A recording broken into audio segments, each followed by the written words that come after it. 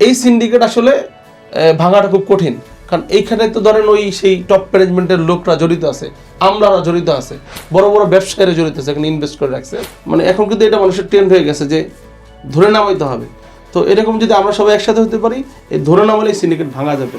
আপনি যে সিন্ডিকেটের কথা বলছেন, এর সমাধান কি আপনার পয়েন্ট অফ ভিউ থেকে? অনেক সুদূরপ্রসারী পরিকল্পনা। আমার এই কথাগুলো আপনি যখন এই মানুষের সামনে বলবেন, মানুষ একটু অবাক হবে, অনেকে হয়তো জানে।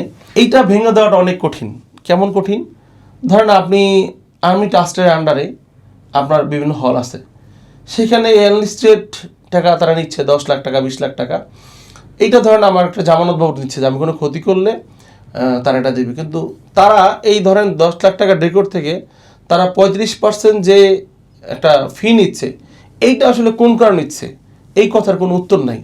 এরকম রাওয়া আছে, এরকম পুলিশের বিভিন্ন হল আছে।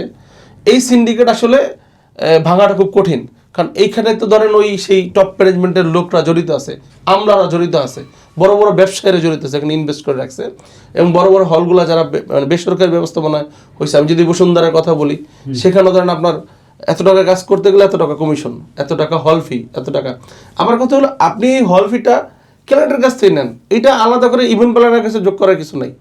আপনি তো ভেন্যু ভাড়া নিচ্ছেন, তো তার সাথে আপনি আলাদা ইভেন্ট ম্যানেজমেন্ট ফি নামে আলাদা একটা খাত ধরে আপনি সেটাকে নিয়ে নেন।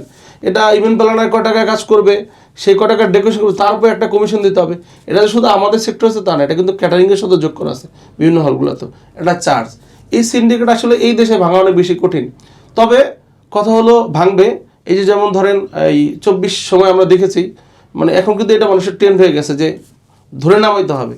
তো এরকম যদি আমরা সবাই একসাথে হতে পারি, এই ধরে নামালে সিন্ডিকেট ভাঙা যাবে। হয়তো এই সময় খুব শীঘ্রই ইনশাল্লাহ চলে আসবে।